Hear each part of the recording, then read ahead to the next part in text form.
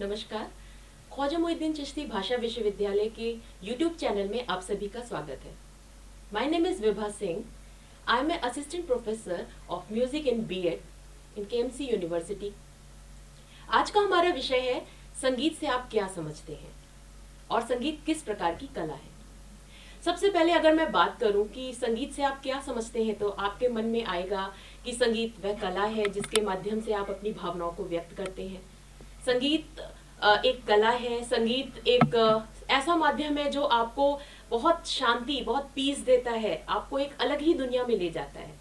आपके मन में उठने वाले सारे विचार बिल्कुल सही हैं, क्योंकि ये सभी ही संगीत के गुण हैं, संगीत की विशेषताएं हैं और संगीत में सभी गुण निहित हैं। फिर भी अगर साइंटिफिकली हम संगीत को डिफाइन करना हो तो हम ये कह सकते हैं कि संगीत गीतम वाद्यम नृत्यम त्रयम संगीत मुच्यते, अर्थात गायन, वादन और नृत्य, इन तीनों कलाओं की समावेश को हम संगीत कहते हैं। ये तीनों कलाएं वैसे तो अपना पृथक पृथक स्वरूप रखती हैं। गायन का अपना स्वरूप है, वादन का अपना और नृत्य का अपना, लेकिन फिर भी ये तीनों कलाएं एक दूसरे की पूरक हैं और एक दूसरे के बिना पूर्ण नहीं है। अगर मैं आपसे बोलूं कि आप नृत्य करें और बिना संगीत के करें तो क्या ये संभव है? जी नहीं। इसीलिए गायन, वादन और नृत्य, singing, dancing and instrument playing, the combination of these three is called music. इन तीनों के बिना ये पूर्ण नहीं है। अब अगर हम बात करते हैं कि संगीत किस प्रकार की कला है, तो संगीत एक परफॉर्मिंग आर्ट है। परफॉर्मिंग आर्ट, उसके शब्द में ही उसका अर्थ निहित है। परफॉर्मिंग आर्ट यानी परफॉर्म करना। अगर आप अपनी कला को in front of live audience perform करते हैं तो वो परफॉर्मिंग आर्ट कहलाती है। तो वे कलाएं जो आप अपने बॉडी लैंग्वेज के थ्रू, आप अपनी बॉडी के थ्रू, आप अपनी भावभंगिमा के थ्रू, आप अपने एक्सप्रेशन, अपनी वाणी के माध्यम से जनता के सम्मुख अपना प्रदर्शन, अपनी कला का प्रदर्शन करते हैं, तो वो कलाएं हमारी परफॉर्मिंग आर्ट कहलाती है। संगीत इसका मुख्य उदाहरण है। इसके साथ ही साथ रंगमंच जिसमें कलाकार अभिनय के माध्यम से, संवाद के माध्यम से अपनी किसी कहानी को प्रस्तुत करते हैं। साथ ही हमारी माइम एक्ट है, हमारा इवन यहाँ तक कि स्पीच एक्टिविटी, अगर जो आप भाषण देते हैं वो भी हम लाइव ऑडियंस के सामने दे रहे होते हैं, वो भी one kind of performing art है। साथ ही ये सर्कस है, जादू के जो एक्ट होते हैं, जो हमारे इनके अतिरिक्त तो ऐसी कलाएं जो हम मैं बात करना चाहूंगी हमारी विजुअल आर्ट की। जब आप बात कर रहे हैं परफॉर्मिंग आर्ट की तो आपको ये भी पता होना चाहिए कि विजुअल आर्ट्स क्या है। विजुअल आर्ट जो दृश्य कलाएं, जो आप देखते हैं, ऐसी कला जिसके माध्यम से आप अपने हुनर को एक भौतिक रूप देते हैं, तो वही कलाएं आपकी दृश्य कला या विजुअल आर्ट कहलाती हैं। इन विजुअल आर्ट के अंतर्गत चित्रकला आती है, स्थापत्य कला आती है, मूर्ति कला आती है, यहाँ तक कि फोटोग्राफी है, एनिमेशन है, ये सारी कलाएं आपकी विजुअल आर्ट के अंतर्गत आती हैं। आज हम बात कर रहे हैं संगीत की। तो संगीत, हमने जाना कि संगीत एक परफॉर्मिंग आर्ट है। संगीत से जब हम संगीत का स्वरूप हमारे मन में आता है या संगीत के विषय में हम सोचते हैं, तो एक ध्वनि का और संगीत का बहुत ही महत्वपूर्ण रोल है। ध्वनि और संगीत का आपस में एक को रिलेशन है। तो हम बात करेंगे ध्वनि की। ध्वनि को समझाना कोई बड़ी बात नहीं है। आप सभी जानते हैं ध्वनि क्या है। ध्वनि साधारणतः जो कानों को सुनाई दे वो ध्वनि है। जो भी आवाज आपके कानों तक पहुंच रही है वो ध्वनि है। इवन एक बच्चे की रोने की आवाज ध्वनि है। दो पत्थरों के आपस के टकराने की आवाज ध्वनि है। अगर आप रोड पे चल रहे हैं और गाड़ियां जा रही हैं तो उनके हॉर्न बज रहे हैं या जो भी साउंड वहां पे आपके कानों तक पहुंच रहा है वो सब ध्वनि है। पंखे के चलने की आवाज ध्वनि है। ये सभी ध्वनियां हैं। लेकिन क्या ये सारी ध्वनियां संगीत में प्रयोग होती हैं? जी नहीं। इसीलिए ध्वनि को हम मुख्य दो भागों में बांट सकते हैं। एक है मधुर ध्वनि और दूसरी है अमधुर ध्वनि। मधुर ध्वनि अर्थात जो ध्वनि सुंदर है, जो ध्वनि मधुर है, जो कर्ण प्रिय है, जो आपके हृदय तक पहुंचती है, जिसको सुनना आप चाहते हैं, जिसको सुन के आपको अच्छा लगता है, वो मधुर ध्वनि कहलाती है। और संगीत में इसी मधुर ध्वनि का प्रयोग होता है। दूसरी है अमधुर ध्वनि। अमधुर ध्वनि जो कर्णप्रिय नहीं है, जिसको आप सुनना नहीं चाहेंगे, उस ध्वनि को हम अमधुर ध्वनि कहते हैं, और ये अमधुर ध्वनि का प्रयोग संगीत में बिल्कुल नहीं होता है। तो संगीत का संबंध केवल और केवल मधुर ध्वनि से है। संगीत में एक शब्द आता है नाद। अगर आपने कहीं सुना हो नाद, ये नाद टर्म है क्या? नाद कोई अलग चीज नहीं है या अलग तरह की ध्वनि नहीं है।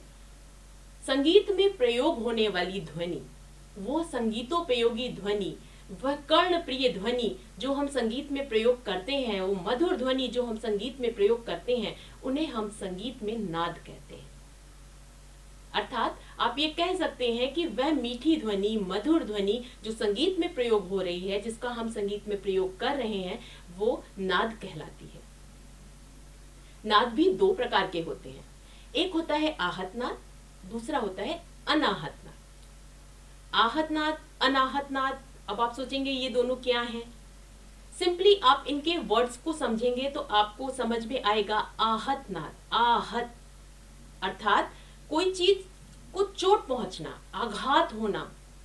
जब किसी वस्तु पे जब आप आघात करते हैं और साउंड क्रिएट होता है तो वो आहत नाद कहलाता है। अनाहत नाद, अनाहत अर्थात जब हमने कोई आघात नहीं किया, हमने कोई प्रहार नहीं किया, और तब भी कोई ध्वनि, कोई साउंड, कोई नाद क्रिएट हुआ, तो वो अनाहत नाद कहलाता है। साधारणतः अनाहत नाद को सुनना असंभव ही कहेंगे, और बहुत ही मुश्किल से बहुत ही कुछ ही लोग होंगे जो इन अनाहत नाद की अनुभूति कर पाते हैं, क्योंकि इन अनाहत नाद को सुनने के लिए आपको ब्रह्म में लीन होना पड़ता है। जब आप इतना ज्यादा ब्रह्म में लीन हो जाएंगे कि आपकी कुंडली जागृत हो जाएगी और आप तब उन ध्वनियों को महसूस कर पाएंगे। साधारणतः ये ध्वनियां सुनने में नहीं मिलती हैं और संगीत में इनका प्रयोग भी नहीं होता है। लेकिन आहत नाद, जिसका संबंध हमारे संगीत से सीधा है, आहत नाद का संबंध हमारे संगीत से सीधा इसलिए है कि हमारे संगीत में केवल और केवल आहत नाद प्रयोग होते हैं। ये आहत नाद भी 3 प्रकार से उत्पन्न होते हैं। किस प्रकार से, मैं आपको बताऊंगी। पहला आहत नाद, जब आप किसी एक वस्तु पे किसी दूसरी वस्तु का आघात करते हैं और ध्वनि उत्पन्न होती है। अर्थात जब आप एक वस्तु पे दूसरी वस्तु से प्रहार कर रहे हैं और ध्वनि उत्पन्न हो रही है, तो वो आहत नाद कहलाएगा। उदाहरण के लिए मैं आपको बताना चाहूंगी, तबला हो या आपका नाल है, ढोलक है, मजीरा है, इन इंस्ट्रूमेंट में आप देखेंगे कि तबले पे हाथ का जब प्रहार होता है तो ध्वनि उत्पन्न होती है, या मजीरे पे आप दूसरे मजीरे का प्रहार करते हैं तो ध्वनि उत्पन्न होती है। ढोलक पे जब आप हाथ द्वारा प्रहार करते हैं तो ध्वनि उत्पन्न होती है। तो ये एक प्रकार का आहत नाद हुआ, जब एक वस्तु पे दूसरी वस्तु का आप आघात कर रहे हैं और ध्वनि उत्पन्न हो रही है। दूसरा आहत नाद होगा जब हम किसी एक वस्तु पे दूसरी वस्तु पर का घर्षण करते हैं। घर्षण अर्थात हम उसको रगड़ते हैं, रबिंग करते हैं और साउंड क्रिएट होता है।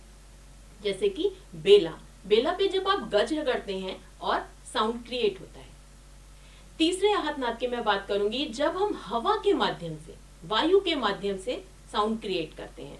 ये किस प्रकार संभव है, मैं उदाहरण के लिए आपको बताना चाहूंगी कि बांसुरी में जब आप हवा भरते हैं, शहनाई में जब आप हवा भरते हैं, या हारमोनियम में जब पर्दे के द्वारा आप हवा भरते हैं और साउंड क्रिएट होता है। एक बहुत अच्छा उदाहरण देना चाहूंगी, हमारे वोकल कॉर्ड्स। जब आप मुख द्वारा हवा भरते हैं, हमारा स्वर तंत्रिका जो है वो कंपित होती है और साउंड क्रिएट होता है।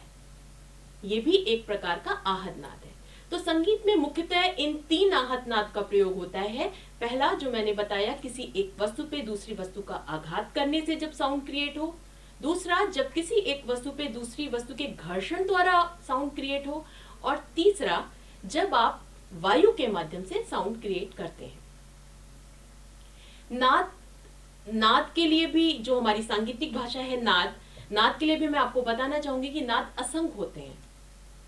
हमारे संगीतकारों ने इस पे, प्राचीन संगीतकारों ने इस पे, बहुत शास्त्रकारों ने बहुत इस पे काम किया और उन्होंने एहसास किया, महसूस किया कि एक सप्तक के अंदर असंख्य नाद हैं और उन नाद को पहचान पाना, उनके डिफरेंस को समझ पाना और उनको अलग अलग डिफरेंशिएट कर पाना is not a easy task. उनको पहचानना ही बड़ा मुश्किल है, क्योंकि वो इतने पास पास हैं कि उन ध्वनियों को हम अलग अलग इंडिविजुअली नहीं सुन सकते।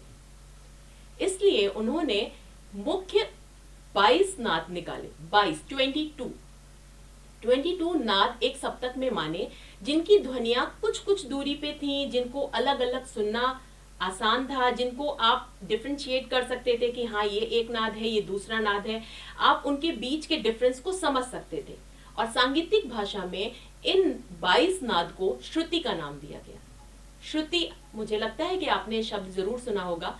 श्रुति एक सांगीतिक भाषा है जिसका अर्थ होता है एक वैसे स्वर, एक सप्तक में प्रयोग होने वाले ऐसे स्वर जिनको आप अलग अलग डिफरेंशिएट कर सकते हैं।